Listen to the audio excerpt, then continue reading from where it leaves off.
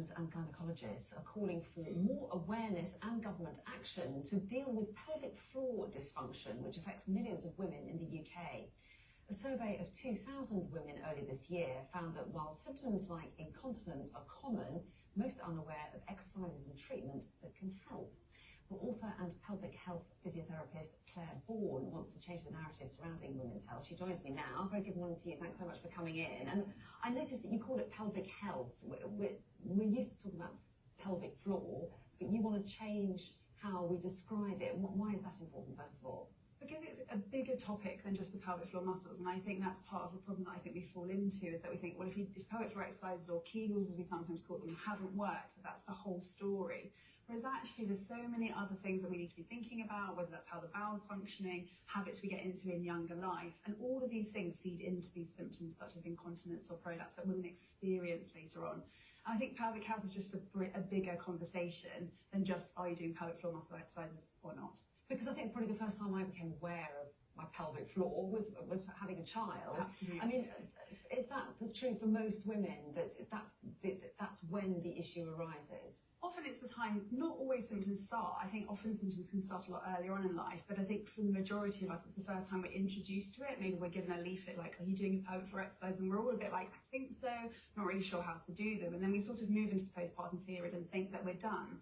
But actually, I think when we actually speak to women, you hear that these things probably start a little bit earlier, maybe through doing gymnastics as a teenager, or yes, I've always struggled, I've always gone more for a wee than other people. So when you dive a bit deeper, often it's more than the perinatal period. But I think because as women were only introduced at that time, we assume that's how it's boundaried. So what you're saying, that we should be introduced earlier, that younger women should be aware and start doing exercises earlier? Absolutely, and I think thinking about exercise, but also our bowel health, our function, things like preventing constipation, because if we're straining down on the pelvic floor, we can exercise them, but we can also be then causing more harm. So yes, I mean, there's new guidelines saying that we should be supporting children in school, not with in-depth, but just basic education.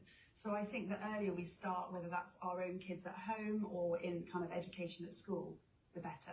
Well, yes, and do you think that's a possibility? Is there a receptiveness to teaching this kind of thing in school? Definitely. There's now more within the PHSE guidelines in schools to start introducing it earlier on, and I think there's a lot of work going into that now. But I think as parents, I'm a parent of 2 young children myself, there's things that we can be doing at home, and that's what I talk about in my book, is to really try and help us start young, basic, and then see, because I think it will then help the next generation have different stories to a lot of these women. I mean, it's part of the problem as well that it's a bit of a taboo. You know, people don't want to talk about urinary incontinence that much. You know, and as it becomes something that people just don't think, I'd rather not talk about that, and so there's more likely to be more ignorance around it. It's definitely a huge barrier to women seeking support. Also, I think sometimes the reception that women receive when they do reach out, being like, well, just be grateful you've got a baby, this is what happens sometimes. And I think what we're trying to do is say that we can have children and we can also exercise without leaking. We can also feel confident in our bodies. We can hit towards menopause and not then develop and think, well, it's all downhill from there. It's not the truth. There is so much evidence to show that we can do so much to support women.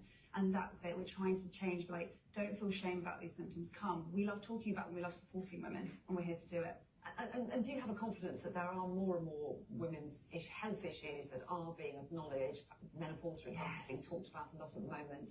Do you think that there is a sort of changing culture generally where issues like this are likely to be taken on board and taken more seriously? Absolutely. I see that just within women talking about it more. I see it very much within the NHS, healthcare professionionals, online, social media. There's been a huge tide kind of turn. I'm really excited, I think, for the next few years. I think we will see it more. And that's kind of what I guess I wanted to be part of. I really wanted to support women to have an accessible resource, because it can still be hard to get that one-to-one support.